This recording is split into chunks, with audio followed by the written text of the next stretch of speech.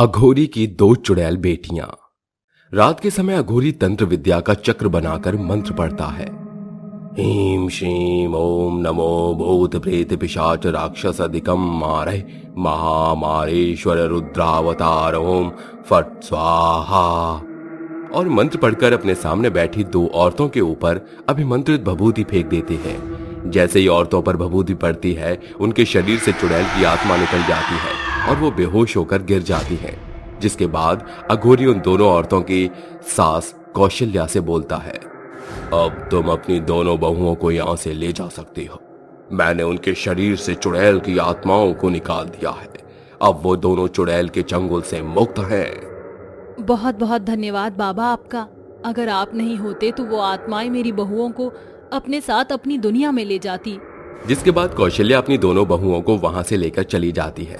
ऐसे ही वक्त बीतता है और एक दिन शाम के समय प्राची और रीना बाजार से सब्जी लेकर घर लौट रही होती कि अचानक से बारिश शुरू हो जाती है।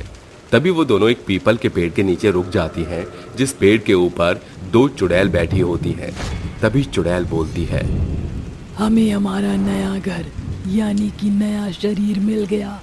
अब हम इनके शरीर में बसेरा करेंगे। सही कहा, चलो देर ना करते हुए उनके शरीर में घुस जाते हैं। जिसके बाद वो दोनों चुड़ैल प्राची और रीना के शरीर में घुस जाती हैं। तभी बारिश रुक जाती है और दोनों बहनें घर चली जाती हैं। खाना खाकर वो दोनों सो जाती हैं। जब रात के 12 बजते हैं, तभी अचानक से प्राची और रीना की आंख खुलती है। उनकी आंखें एकदम खून की तरह लाल होती हैं और वो अपने घर से बाहर निकलती हैं। तभी उन्हें एक आदमी दिखता है, जिसे देखकर प्राची बोलती है, मिल गया हमें शिकार। अब हम इसे मारकर अपनी भूख मिटाएंगे। हंसी की आवाज सुनकर आदमी इधर उधर देखने लगता है। तभी उसकी नजर दो चुड़ैल पर पड़ती है। उस भयंकर चेहरे वाली चुड़ैल को देखकर आदमी भागने लगता है, लेकिन तभी प्राची अपने हाथ से उसकी गर्दन को पकड़ लेती है और हवा में उठाकर बोलती है, हमें देखकर भाग रहा था। आखिर कब तक कोई अपनी मौत से भाग सकता है? ले, हमने तुझे पकड़ लिया। अब कहाँ भाग कर जाएगा? मुझे मत मारो, भगवान के लिए मेरी जान बख्श दो। मैंने तुम्हारा क्या बिगाड़ा है? जाने दो मुझे यहाँ से। नहीं, हम तुझे नहीं छोड़ेंगे। तुझे छोड़ दिया तो हमें भूखा रहना पड़ेगा। और तुझे क्या लगता है हम तेरी इंसानी बातों के जाल में फंस जाएंगे? कभी नहीं। जिसके बाद प्राची उस आदमी को मारकर उसके टुकड़े टुकड़े कर देती है और फिर दोनों उसे खाकर वापस घर चली जाती है। ऐसे ही एक रात जंगल से दो लोग काम पर से घर लौट रहे थे। तभी ऋषभ बोलता है, ये रात का मौसम कितना सुहाना होता है ना। मीलों का सफर घंटों में तय कर लेते हैं। सही कहा तूने। वैसे हम एक और चीज कर सकते हैं, जिससे ये घंटों का सफर भी मिनटों जैसा लगेगा। वो कैसे? गाना गाते हैं, इससे रास्ता भी कट जाएगा और मनोरंजन भी हो जाएगा। सही कहा तूने, चल गाते हैं।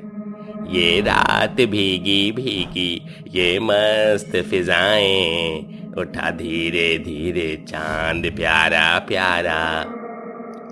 पैदल चल रहा हूँ, गाड़ी चाहिए।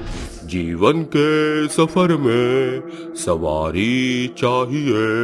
अकेला है मिस्टर खिलाड़ी, मिस खिलाड़ी चाहिए। लगता है आज हम दोनों को मिसेज मिलने वाली है। क्या मतलब है तेरी इन बातों का? जरा उधर उस पेड़ के नीचे देख, कितनी सुंदर लड़कियां खड़ी हैं। चल उनके पास चलते हैं। इतना बोलकर ऋषभ और शिवा उन सुंदर लड़कियों के नजदीक जाने लगते हैं, लेकिन देखते ही देखते उन सुंदर लड़कियों का चेहरा एक चुड़ैल में बदल जाता है और उनकी आंखें लाल हो जाती हैं। ये सब देखकर वो दोनों डर जाते हैं। तभी रीना बोलती है, आ गया आ गया, आ गया हमारा शिकार, और वो भी एक साथ दो शिकार। आज तो हमारी शाही दावत है, मजा ही आएगा तुम्हें खाकर। हमें छोड़ दो, मत मारो हमें, जाने दो हमें यहाँ से। छोड़ दो हमें, हम इतनी जल्दी मरना नहीं चाहते। अभी तो हमने अच्छे से दुनिया भी नहीं देखी है। इनकी बातों भी टाइम कोटा मत कर और मुझे इन्हें जल्दी से खाने दे, ताकि मैं इस शाही दावत का लुत्फ उठा सकूं। हाँ, क्यों नहीं, नेक काम में देरी कैसी। जिसके बाद प्राची और रीना उन दोनों को मारकर खा जाते हैं। अगले दिन सुबह उनकी लाश गांव वालों को मिलती है, जिसे देखकर वो सभी डर जाते हैं और वहां पर गांव के बहुत सारे लोग इकट्ठे हो जाते हैं। तभी गांव का मुखिया बोलता है, कुछ दिनों से हमारे गांव में कुछ भी सही नहीं चल रहा है और इस तरह लाशों का मिलना अशुभ संकेत की निशानी है। इन्हें देखकर ऐसा लग रहा है जैसे किसी प्रेत आत्माओं ने इन्हें खाकर अपनी भूख मिटाई हो। मुझे जल्द से जल्द अघोरी बाबा से इस विषय पर चर्चा करनी होगी।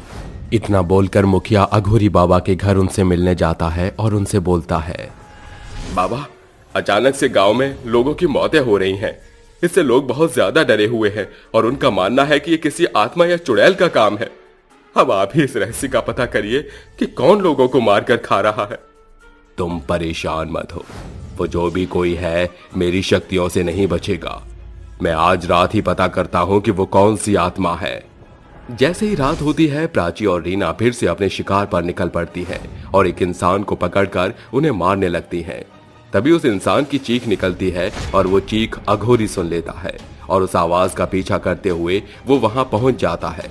जिसके बाद उसे वहां कुछ ऐसा देखने को मिलता है जिसे देखकर अघोरी हैरान हो जाता है और बोलता है, हे भगवान, ये दोनों तो मेरी बेटियां हैं जो इंसानों को मारकर खा रही हैं।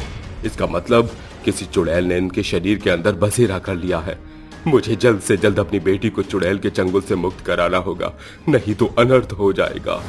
इतना बोलकर अघोरी उनके पास जाता है और उनके ऊपर अभिमंत्रित भभूति फेंक देता है, जिससे दोनों बेहोश होकर जमीन पर गिर जाती हैं।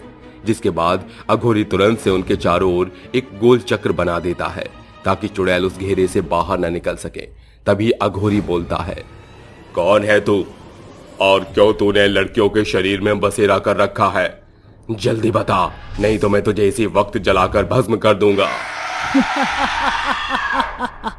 नहीं बताऊंगी, कुछ नहीं बताऊंगी और इन दोनों की आत्मा को अपनी दुनिया में ले जाऊंगी। तू ऐसा क्यों कर रही है चुड़ैल? आखिर तेरा इन लड़कियों ने क्या बिगाड़ा है? इन लड़कियों ने नहीं बल्कि तूने बिगाड़ा है और उसका बदला हम तेरी इन दोनों बेटियों से ले रहे हैं। मैं कुछ समझा नहीं। शायद तूने हमें पहचाना नहीं। याद कर वो काली रात जब तूने हमें कौशल्या के बहुओं के शरीर से निकाला था। तभी हमने कसम खाई थी कि तुझसे बदला लेकर रहेंगे।